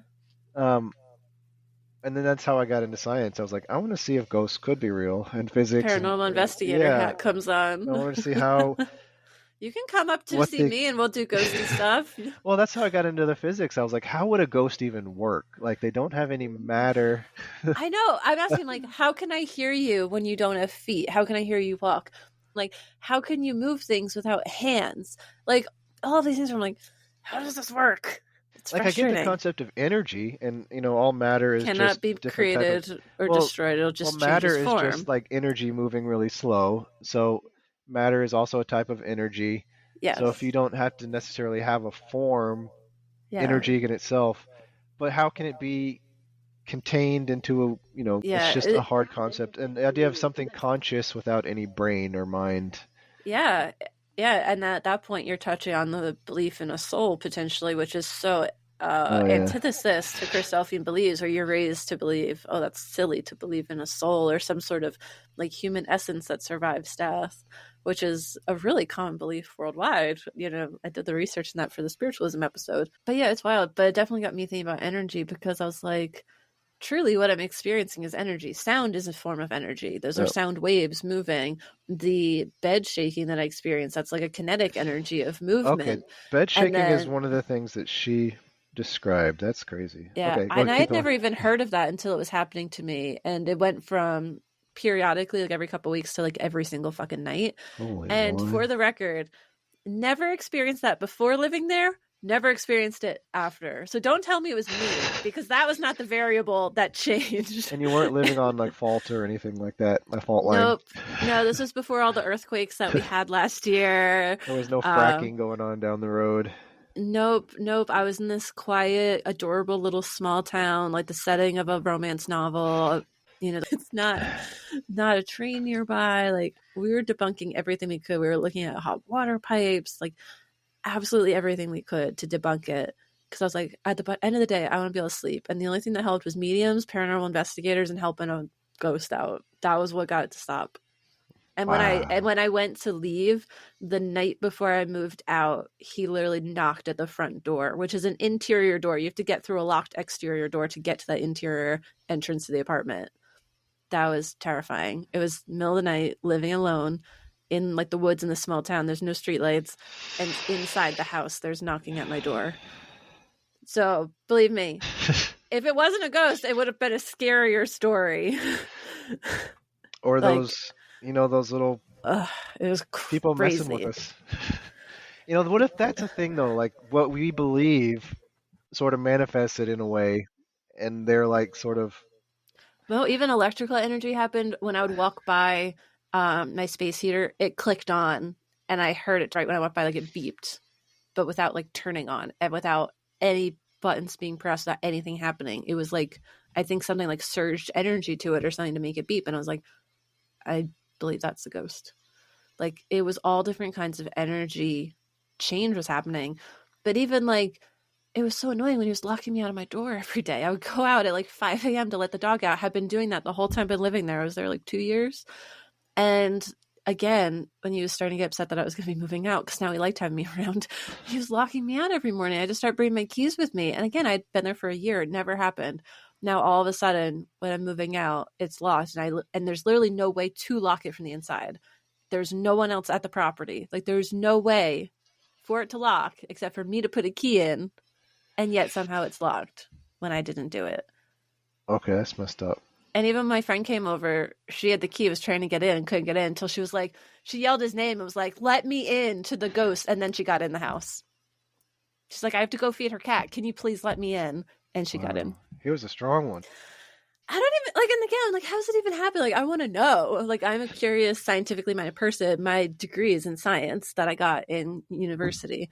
And so, like, I'm interested because to my mind, I'm like, how does this work? There has to be some like scientific explanation. But I was like, all I can come down to is it's something about energy, because all of these are forms of energy. But yeah, it was crazy to see what was happening and to actually live with that. And again, moved to other places, never once happened. I've never been locked out of my house for no reason. I've never had a problem with any of these kinds of things happening. It's crazy. There was only one time where I was trying to go to a job interview and the garage door opener disappeared. And I was like, I have to leave for this interview. I can't find it in my car. I was like, where the hell did it go? So I get out of my car, walk over to the garage door, punch in the code to close the garage door, walk back to my car. It's back right where I'd left it. Okay, it now you're there tripping again. me out.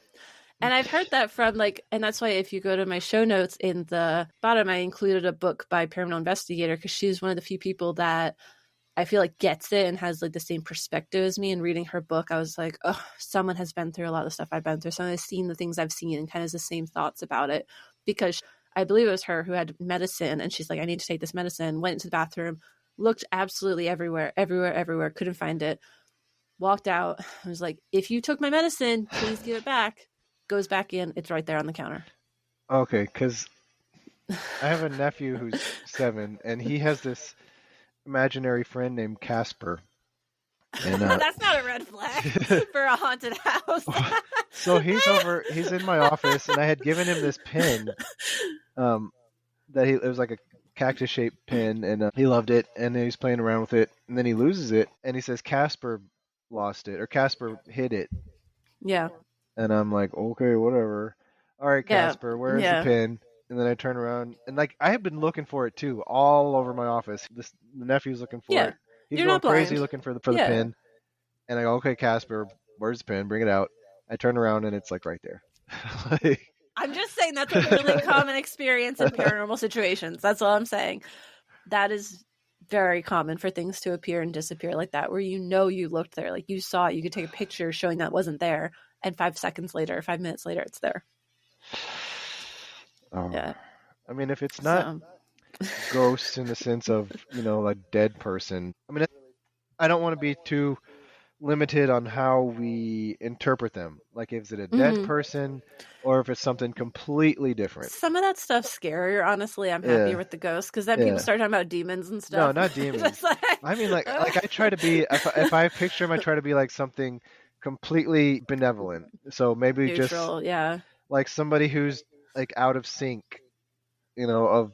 Is that better? That sounds sad. It's like, I don't have a body and I never existed. I'm just a sad presence playing with your child.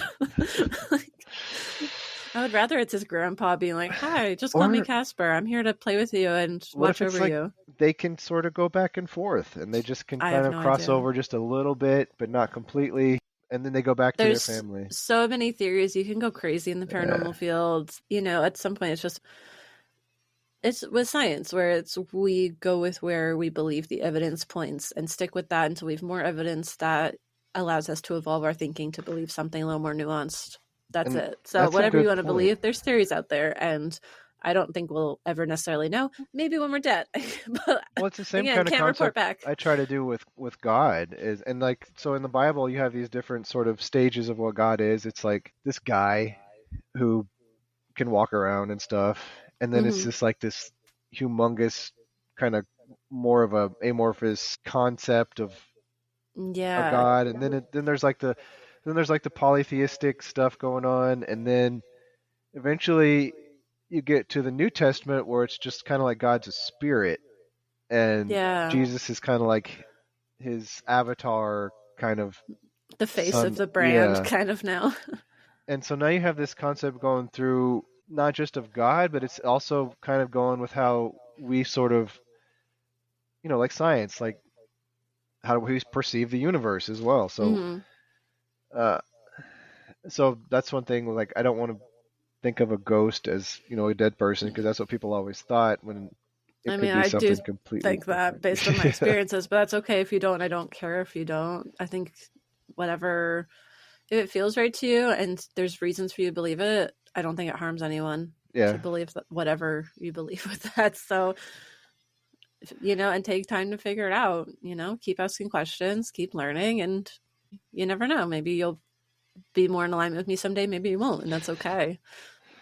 It can be a beautiful thing. Like if you really miss somebody, and the idea that they could keep going later, and if there's this idea of like a afterlife, and every once in a while they can kind of come visit or whatever. Yeah, It's I nice see to the think about. positive in that, and then even like I did the aura photography and they saw like spirits around me. And And that's that was what I was hearing was like, oh, there's some spirits around you. And a lot of those are like um, people. I'm the youngest in my family. So a lot of people in my family have passed away who cared about me, grandparents and stuff. And their spirits visited me. And so I was like, okay, I think they're kind of hanging out, watching over me, especially when I was going through a really challenging time. That was encouraging and heartwarming for me to hear, honestly, as much as a lot of people might be like, ugh. For me, it was like, oh, that's a beautiful thing to know that people care about you, even when they're not there, and that they are trying to help you through this life, because there's a lot of challenges in this life, Yeah, I can get behind that. And from a scientific sort of hypothetical, Mm-hmm. the idea of like the simulation kind of thing, where Yeah, these could nature be of like, reality. yeah, well, they could have been like a program, or like a data that's just been transferred to this other area, and every once in a Okay. while the data kind of bleeds over. It does almost feel like that, because I'm like, they still identify like the spirits I kind of by like their name, and seem to hold the memories that they had and like the significance to the relationships they had. Like you say, like the data that identifies them as that person seems to still be there, even if all of the physical things that made them who they were, their body, their identity, their location, their culture, all of that is no longer present. So it's a weird thing for sure. It even questions like, what is the nature of being human then? What Mhm. makes me who I am? And it comes down to those things that aren't what we see and interact with every day, potentially. More the legacy you leave behind with what you said and what you do and who you're with, your relationships. Yeah. We're getting deep. Like, where do I start? Where do I end? Yeah. Where does someone else start in relation to me, and where do they end? Like, where do we cross over? You know? Yeah. Our ex-Christadelphian talk has gone all over. Do you want to chat at all about what led you to connecting with other ex-Christadelphians? Yeah, so when I first started looking outward, there was another group that was still pretty religious, and it was for people that sort of were thinking about leaving. Okay. And I was comfortable there because I still believed a lot. And I think I had joined the ex-Christadelphian group at that point too, and it was like a lot of funny stuff that was a little edgier than I was ready to. Yeah, it can be triggering if you're not ready. I can see Yeah, I was that. not ready for some of that humor. Yeah. And then eventually the other group seemed a little too religious, and I, Mm-hmm. It was time. yeah, it was time to move over. Yeah. I think that's pretty normal. I think it kind of tells you where you are based on how you feel sometimes like that. So if this feels like too much, it might be right now. It might not always be, but it may very well be related to where you are on your path out and It, your evolution of your thinking about things. it's hard for me as a dad who didn't really grow up with a dad to know what to really do in terms of religion, because my wife still goes to church. She doesn't go to Christadelphian church, but she goes to a church. She still believes, Mm-hmm. and she has every reason to believe, because she's been through so many things that could only be described as miraculous in her life. Wow. So she goes to our church and she takes our son, but I can't do it. For Yeah. me, I feel like I needed that growing up because I didn't have a father figure, and I had in the Bible at least this concept of Of a loving father. something being there all the time that you can Hmm. rely on, and that's who I've tried to imitate for him. But it also gave me a lot of boundaries for myself, which I think probably helped keep me out of some trouble. I mean, I still was pretty wild, but there was a line that I wouldn't cross for sure. Yeah. It's Uh, tough to say when that was the only experience you had. yeah, for And sure. there's certain ideas about religion that are very strong. Because I know even my fiance was sent to church when his parents weren't churchgoers because they thought it was like good for him. They're like, oh, it's church. That's good for you. Like, and a lot of people just have that belief in the culture that like religion will teach you morals. It'll teach you, something good. It'll give you purpose, whatever. But there's a lot of people that just throw their kids at religion no matter what their feelings are, which is interesting, whether they're very strongly about it, medium about it, or just not even really even going, but wanting their kids to go. And I wonder if a lot of it has to do with how much empathy you just sort of innately have. So for me, like seeing that little girl, Mm-hmm. I felt so terrible for her. And, it was just this idea of we should be helping people. Seeing people in pain really, really disturbs me. I don't want to ever do that to somebody. And I don't know if that's something I've learned from the Bible because there's so many people who have studied it and aren't that way. Like you see them online, you effing, Mm-hmm. I hate, yeah, go to hell. Yeah, it's like, and these are people that go to church. Yeah, and it's almost funny because like even I've more so lately been blocking people on Instagram where I see their hateful comments and stuff. I'm like, you know what? I don't need this in my life. One small thing I can do is not see this when this content I'm following, see your comments on it. And 9 times out of 10, they have something about the Bible or a Bible verse or something in their profile when I go to it to block them. These hateful people just spewing this really aggressive, hostile views that harm a lot of people, that just spreads this really hateful energy into the world, very much shutting down communication, not wanting to hear anyone else's viewpoints, not being able to communicate respectfully. And And I'm just dehumanizing like, people too. absolutely, all of that. And just the amount of times I see it tied to religion is so disheartening if you are trying to find redeeming in religion of being like, this is good. This is going to teach me to be a good person. I'm a godly person. I'm like, and even here on the podcast, a lot of people have said like religion taught me to think I was better than people. Oh, for sure. And so again, it's that us versus them it can create.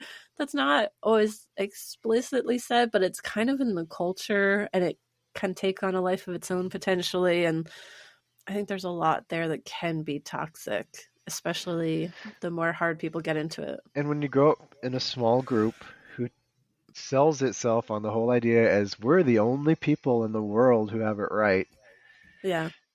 and we're the smartest, we're the Yep. best. We're the godliest. Yeah, everyone else is stupid. Yeah, basically it's saying like everyone else who's read the Bible before us has been stupid, except for Yeah. us. Like that kind of is implied. It's like they all read it wrong. They all believe the wrong thing from reading it except for us. And it's just, I don't think that's the healthiest thing. And there's so many groups. It's not just a No, not Christadelphian Christadelphians thing. for sure. It's pretty much every religion, really. I mean, A lot of maybe not Christianity. Buddhist. I mean, there's other religion where it is like Yeah. it is more about, connection and empathy and balance. And that's one reason I really got into Stoicism. It was, Yeah.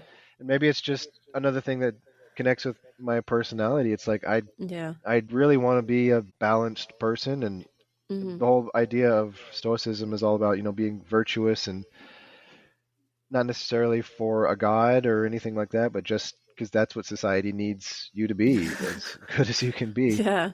That seems like a good thing. That seems like a healthier thing than sending your kid to a church and being like, so God loves you, but he made you evil, but you have to live your life proving that you're worth redeeming and having a good life. But he sent his son to die for you. So now you owe him. So you have to go drink his blood and eat his flesh every week so that he knows you love him, so that when he destroys the world, you're going to be saved.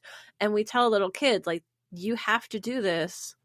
And this is how your God feels about you and all of this. It's like, Yeah. it's pretty twisted up when you start just simplifying it down. and not saying it like from the way of like, oh, I believe this, trying to make it sound fluffy and beautiful, but it's like at its core, it's kind of twisted up. Yeah, don't be a good person because you should be a good person. Be a good person because God will kill you and slaughter you and torment you and torture you if you're not. Exactly. It is all under threat. It's like manipulative. It's guilt. It's shame. It's, casting yourself as a victim just for being born, where it's like you're this evil, awful thing. I'm like, what?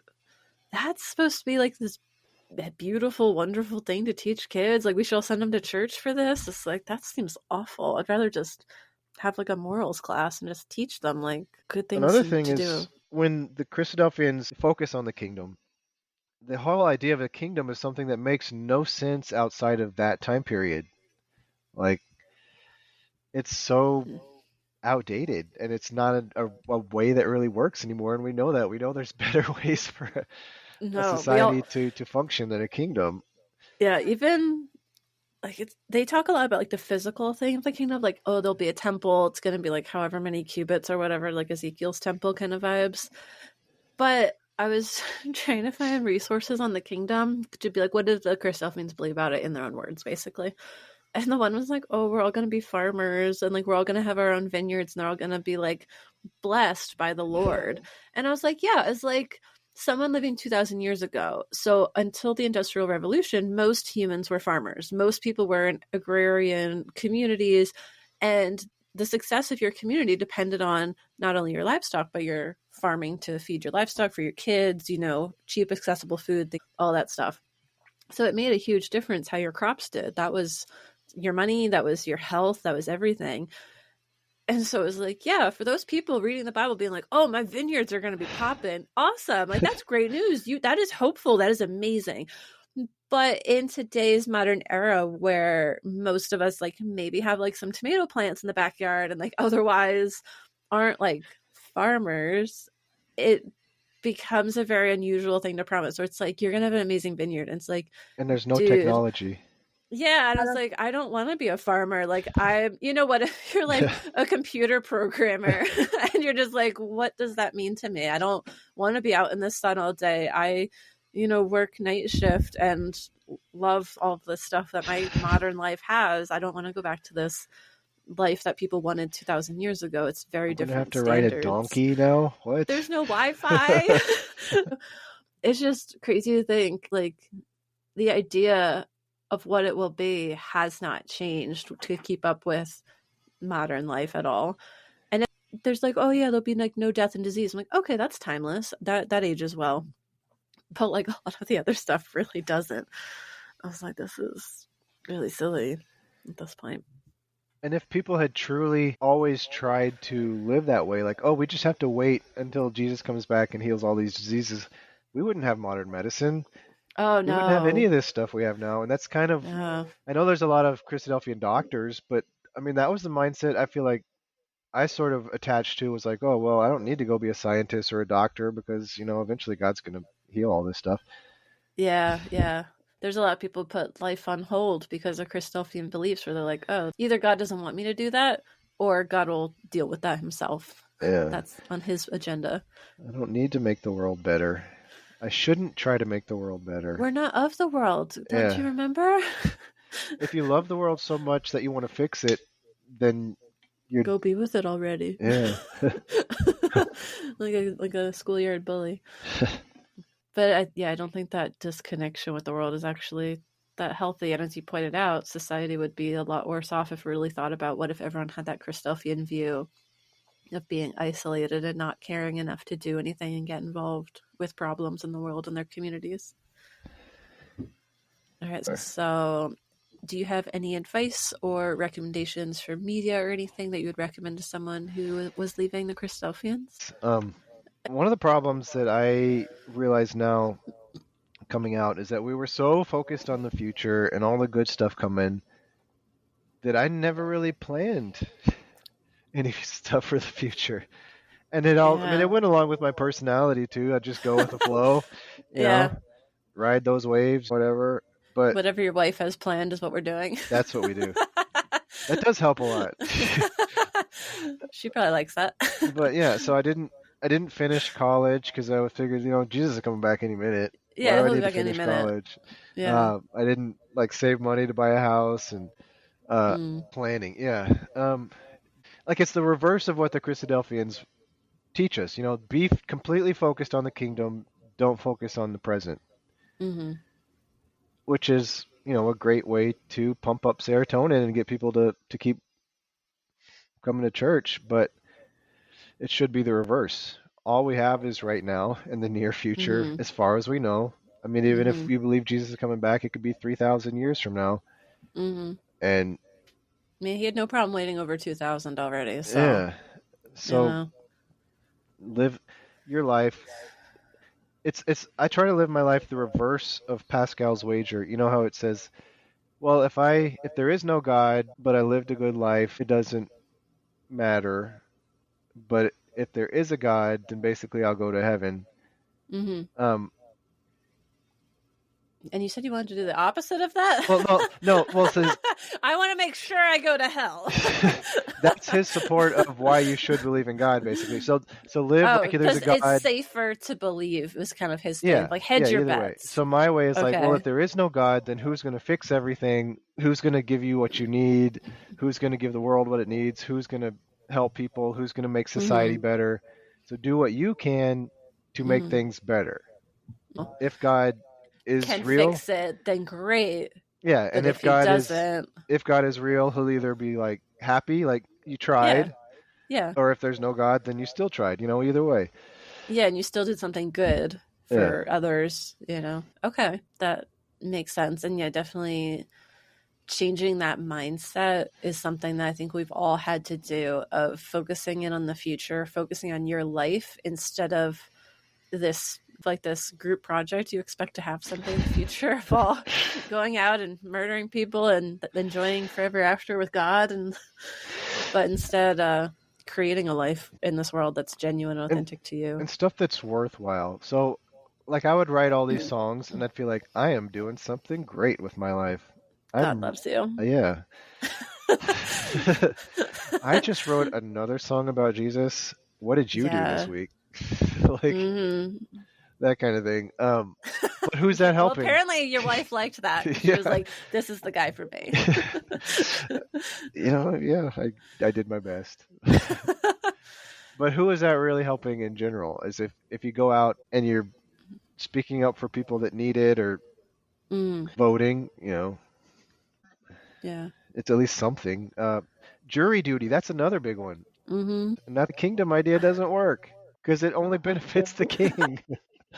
I know, and that's the thing, is you become like this soulless, identityless thing. You don't even have your relationships. You're not like in your marriages anymore. Like, yeah, do you even have emotions at that point? Like, who are you really when all you do is praise God all day? And I'm so happy and I just believe God. Like, you're not even like almost yourself. Like, what else do you care about? All you care about is praising God and doing whatever he says you need to do. And we don't even know what that's going to be. Yeah, the idea of worship just seems very toxic to me. Yeah. Because that's how you get people that will worship people and will do terrible things. Yeah. I feel like, again, if you're conditioned to be in a cult, I feel like it'd be harder to spot it and be resilient against it too. So like, even with this podcast, I hope that encouraging critical thinking and helping people see things in a different way helps people too in their lives, potentially. Hopefully that you don't get sucked into another cult. But hey, mine could use members. I don't have it. I'm the only member. Just you. You need a new cult. It's a good start for a cult. You're a top already. Awesome. Lucky you. So Sunday schools are like basically the idea is it's a free school where they get a free indoctrination. Well, what if we had that, but it was like we're teaching them science lessons? Yeah, let's do that. That would be a great church thing. Yeah, Texas is pushing for all these private charter schools. What if I start a charter school that's the ocean school? Do it. And then I could get paid to teach kids science. Well, I mean, I wanted to do that and anyway. Surfing, I hope. or at least every Friday's beach day. It is beach. And we could have the state pay for a wave pool. Oh, that's a good one. Yeah. And that'd be good for like autistic kids too. They just vibe out and they just rock back and forth. Sensory heaven. Yeah. Let me write this down. But yeah. No, for real. Whatever you want to do, man. It sounds healthier than what's actually out there. So just put on your vision board. Creating a better world for kids through the ocean. Whatever that means, go for it. And then we could have a franchise so they can be exchange students and go live on other beaches and other islands and stuff. There's your version of Truth Core. It's Beach Core. Which is kind of what you're already trying to do with Truth Core. It sounds like you're like, I went to where the beaches were.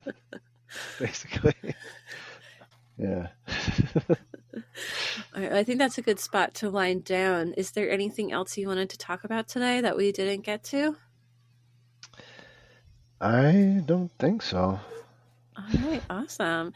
Well, thanks again for coming on the podcast today and sharing your story with us. This is actually going to be the last episode of the season as well to air. Cliffhanger. So thank you for closing it off with me. That's all for today, everyone. So thank you again for listening and stay tuned for our next season. Bye, everyone. Bye. Hey, everyone. Today's episode is the last episode of Season 2. I decided that it would be the end of Season 2 because April is actually what I think of as the 1-year anniversary of the podcast.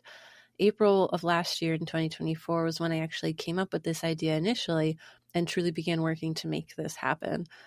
It was really intense for me last year, as you may have been able to tell, that I've never hosted a podcast before.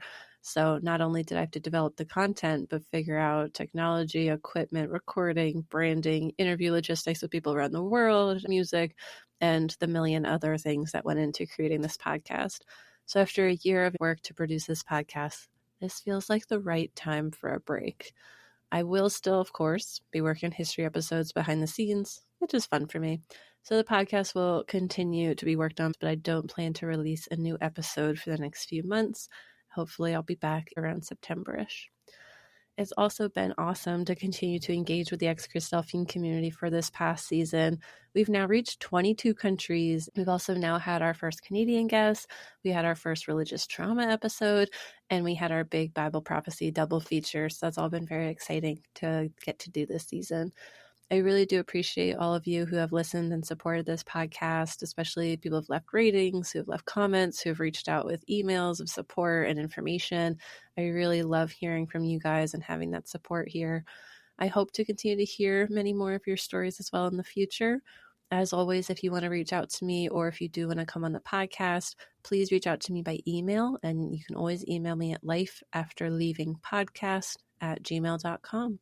All right, that's all for today, and I look forward to being back in the future with our 3rd season. Bye, everyone. Thank you to everyone who has helped make this episode of the podcast possible.